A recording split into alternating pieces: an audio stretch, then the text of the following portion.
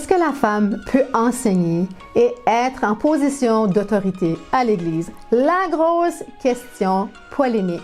Eh bien, comment est-ce que moi, je suis passée d'une femme qui croyait fermement que la femme ne peut pas être ni pasteur, ni prêcher, ni parler dans l'Église, à une femme pasteur, principale d'une Église qui s'assume pleinement? Eh bien, c'est la parole. Mais, bien sûr, l'incontournable, c'est analyser 1er Timothée chapitre 2 et c'est ça qu'on va faire ensemble.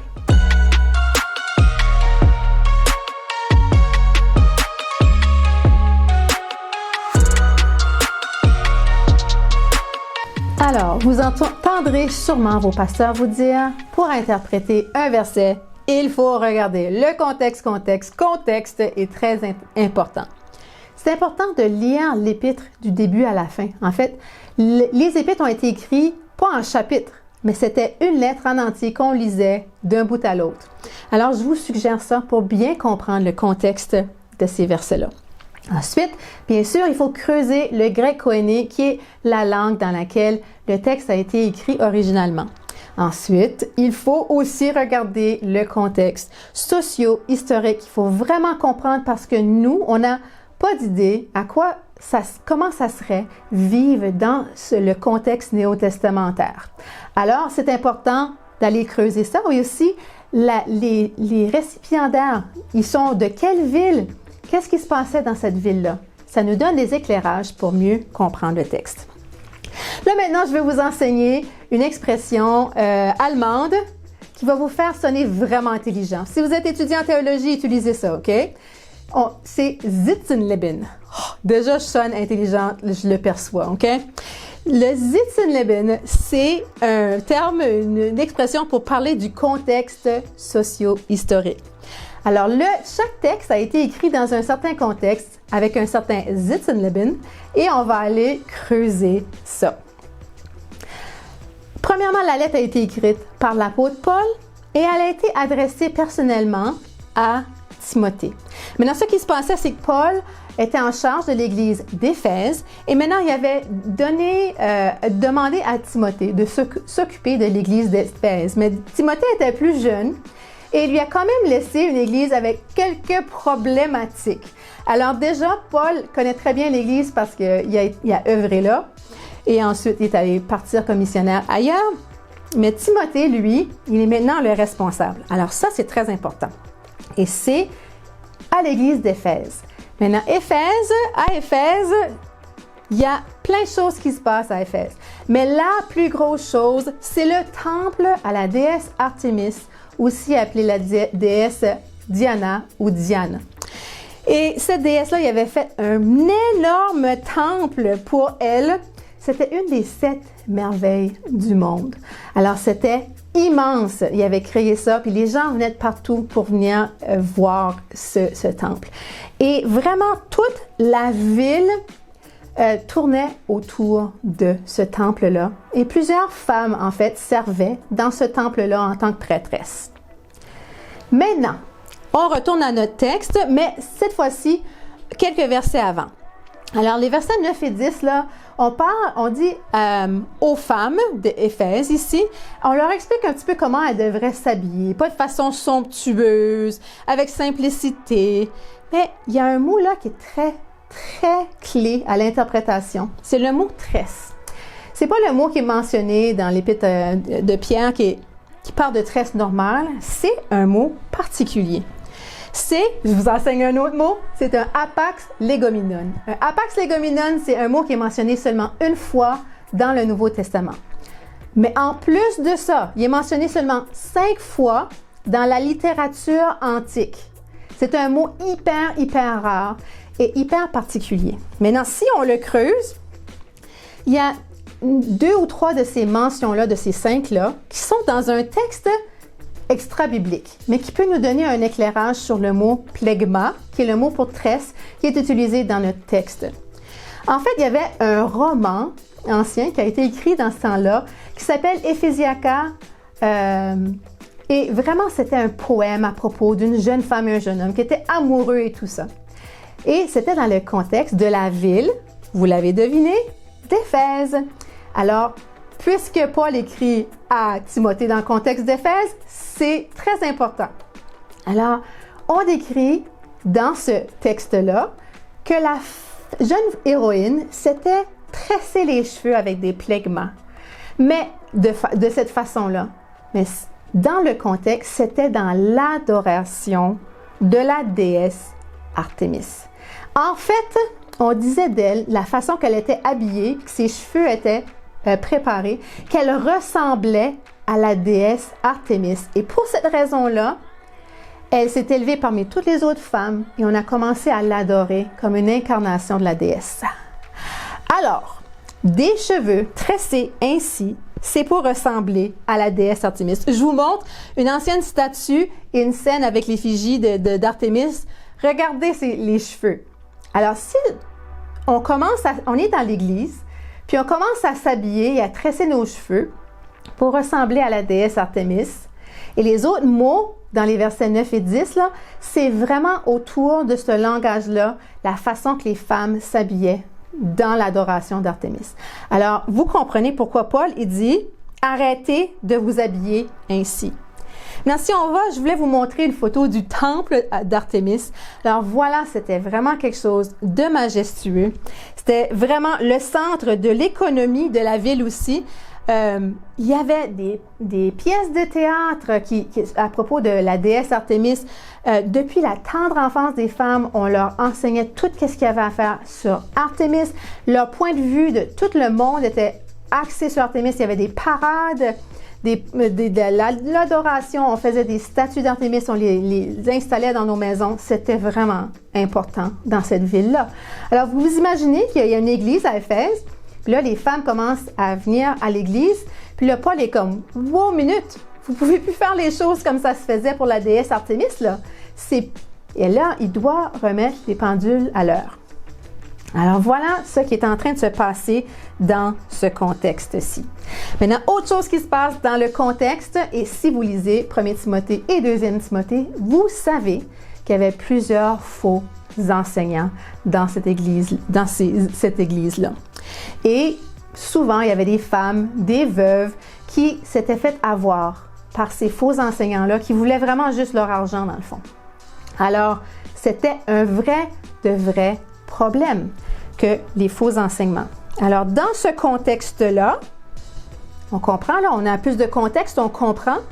Au verset 11, il est écrit que la femme écoute l'instruction en silence avec une entière soumission.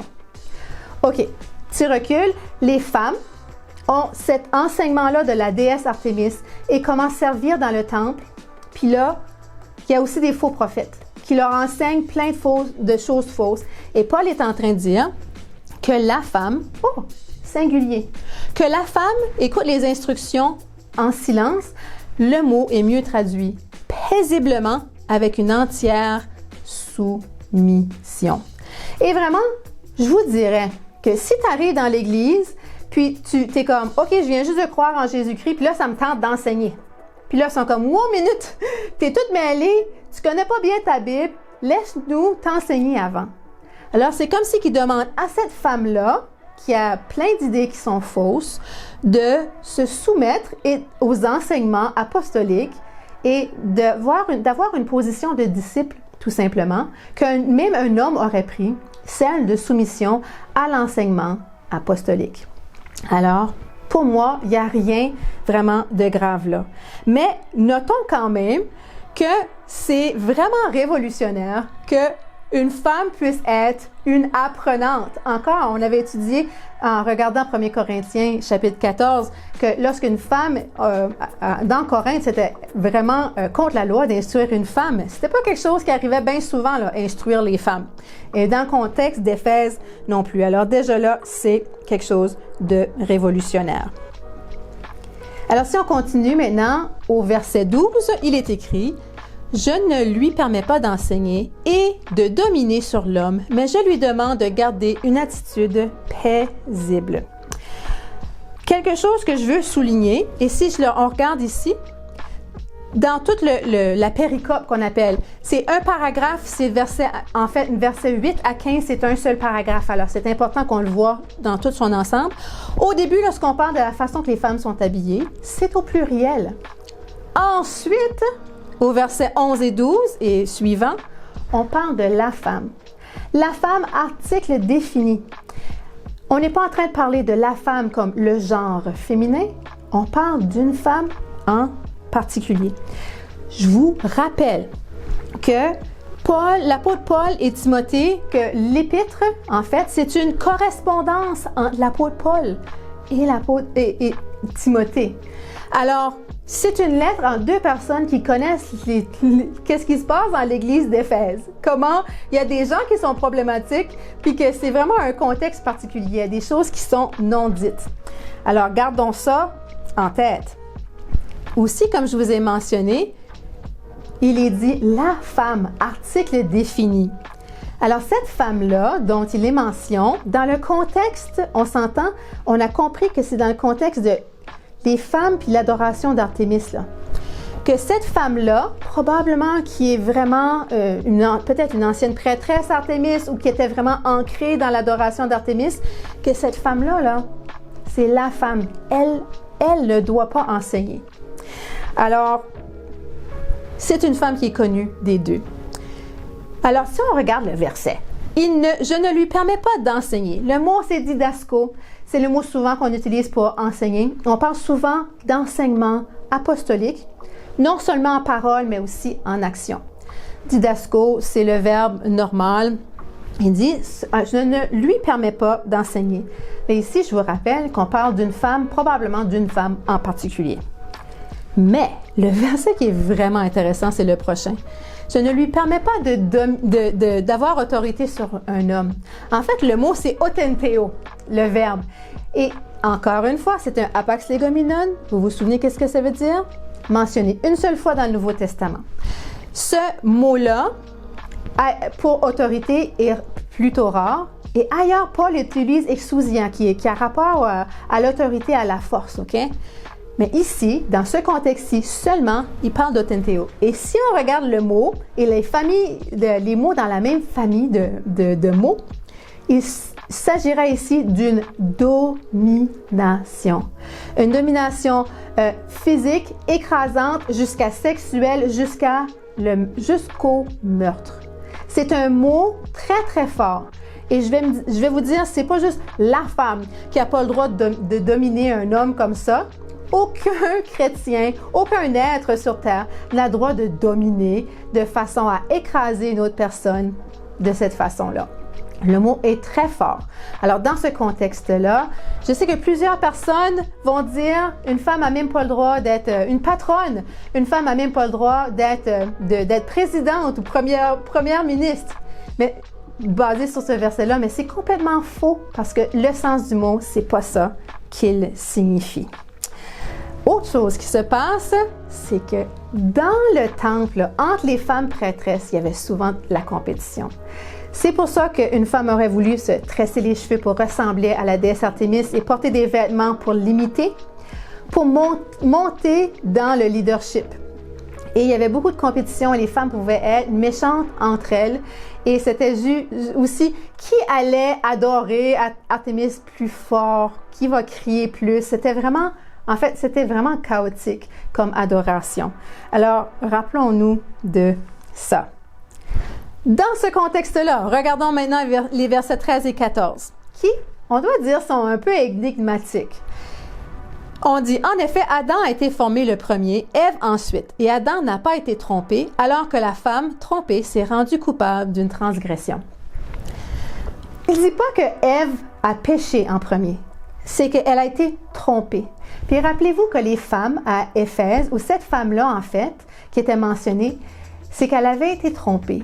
Dans un contexte où une église, il y avait beaucoup de faux prophètes. Alors ici, c'est plutôt une allusion à ça.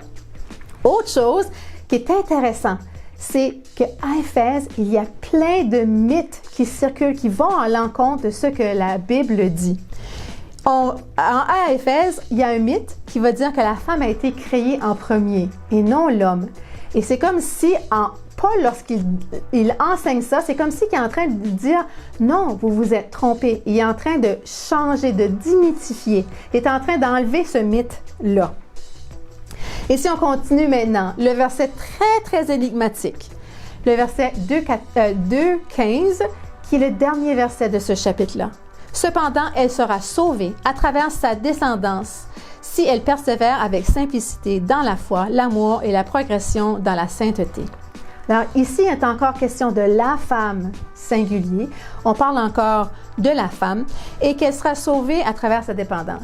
Mais là, je vous pose une question. Pourquoi ce verset-là, qui dit que quelqu'un devrait être sauvé, là, le mot sauvé, c'est vraiment comme, ça peut vouloir dire vraiment salut. C'est le mot qu'on utilise, Paul utilise pour salut d'habitude. Pourquoi on ne prend pas ce verset-là à la lettre exacte et dire une femme, là, sa façon d'aller au ciel, c'est en ayant des enfants? Parce que ça ne fait aucun sens à côté si on compare à d'autres versets dans la Bible. Eh bien, c'est la même chose avec les versets 11 et 12. À la lumière des femmes que Paul recommande au ministère, ça ne se peut pas que Paul dit aux femmes de se taire et pas d'enseigner et d'avoir aucune autorité dans l'Église à tout jamais. Alors voilà. Mais dans ce verset-là, je vais admettre, il y a plein d'interprétations, mais je vais vous partager un fait intéressant. C'est qu'il y a un mythe encore lié à Artémis, oui, par rapport à, qui aurait un lien avec ça. La déesse Artémis, elle est considérée la déesse de la fertilité. Et on dit d'elle qu'elle protège les femmes durant l'accouchement. Maintenant, qui est-ce qui protège les femmes durant l'accouchement? Eh bien, c'est Dieu. Alors, encore une fois, on dirait que Paul est en train de démythifier. Hey, vous croyez ça parce que vous avez grandi dans une ville qui adore Artémis, mais laissez-moi vous dire qu'est-ce qui est vraiment vrai. Puis les femmes dans ce temps-là pensaient vraiment que s'ils passaient de l'adoration à la déesse Artémis à devenir chrétienne, que Artémis allait les punir, surtout lorsqu'elles allaient accoucher, qui est quand même très dangereux, surtout dans ces temps-là d'accoucher, de perdre l'enfant et ou la vie de la femme. Alors, Paul est en train de dire, mettez votre confiance en Dieu lui-même, en Jésus-Christ. Détachez-vous de l'adoration d'Artémis. On voit que le fil conducteur de tous ces passages-là, c'est vraiment l'adoration à la déesse Artémis. C'est ça qui se passe dans ce contexte-là. Alors, quand on retourne à ce passage-là, c'est clair du début à la fin. Il y a des mentions à la déesse Artémis. Maintenant, dans le contexte, à ce moment-là, les gens qui ont entendu la lettre, je suis sûre qu'ils savaient exactement de quoi Paul parlait. Parce que elles étaient entourées de l'adoration d'Artémis. Et ils savaient que là, Paul est en train de corriger les affaires, il est en train de démythifier et ainsi de suite.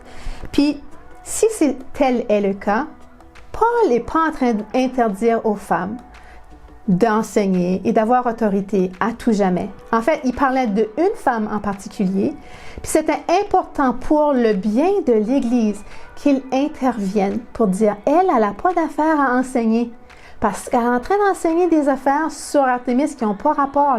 Puis en plus, laissez-moi corriger les affaires que les faux enseignants puis qu'elles sont en train de propager. Alors oui, c'est une interprétation possible du verset et dans ce cas-là, il s'agit d'une proscription situationnelle encore, qui serait temporaire encore. Non, je comprends que ce verset-là est controversé.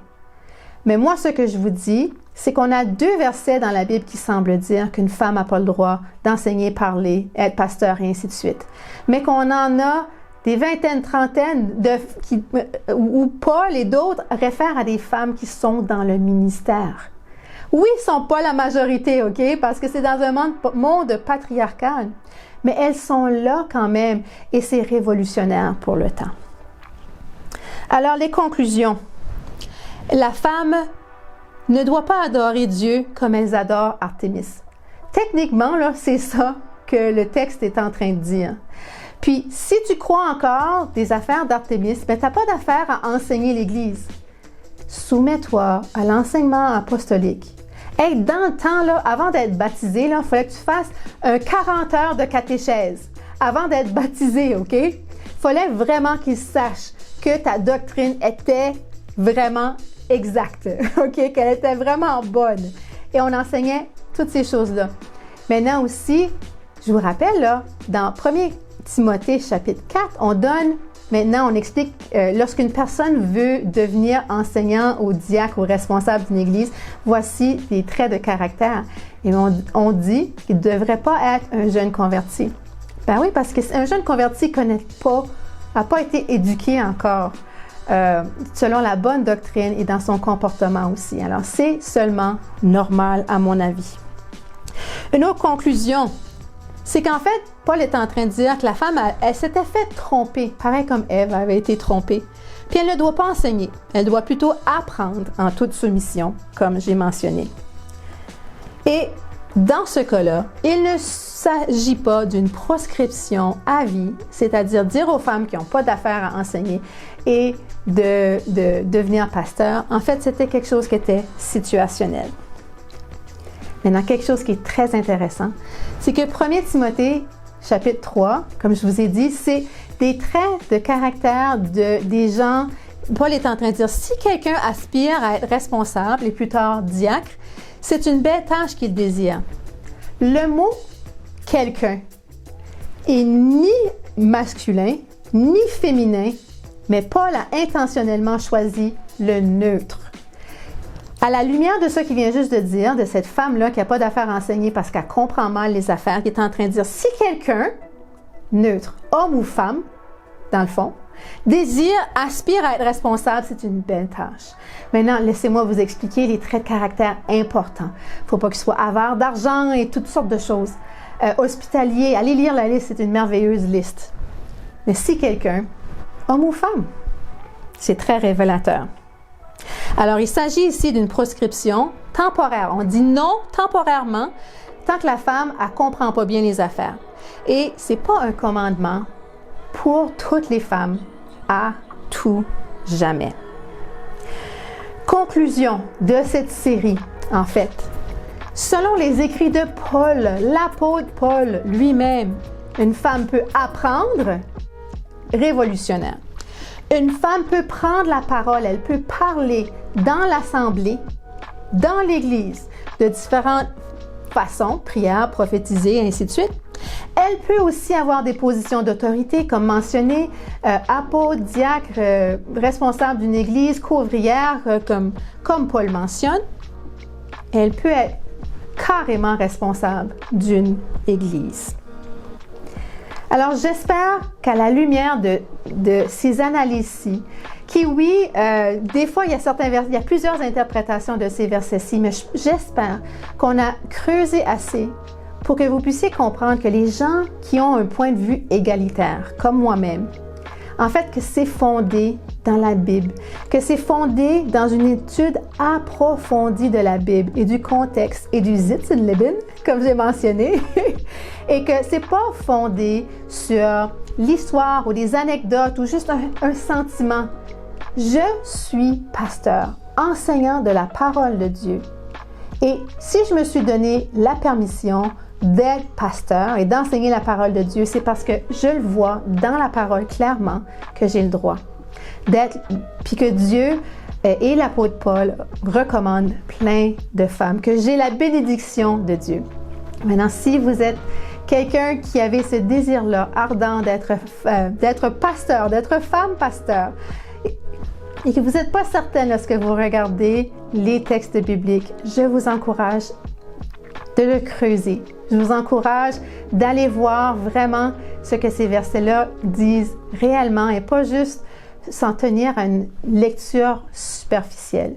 Je vous encourage aussi, j'ai une chaîne sur TikTok et sur YouTube, Madame Pasteur avec un E, et je vous invite, si vous voulez creuser la chose, je vous invite d'y aller. Maintenant, sur ce, ici Nathalie Collin-Martin et je vous souhaite une belle journée. Approfondissez la Bible, creusez-la. Vous allez découvrir des choses qui pourront vous surprendre. Bonne journée. Oui, je te connais, je vois ton cœur qui me cherche. Peu importe où tu vas, j'y serai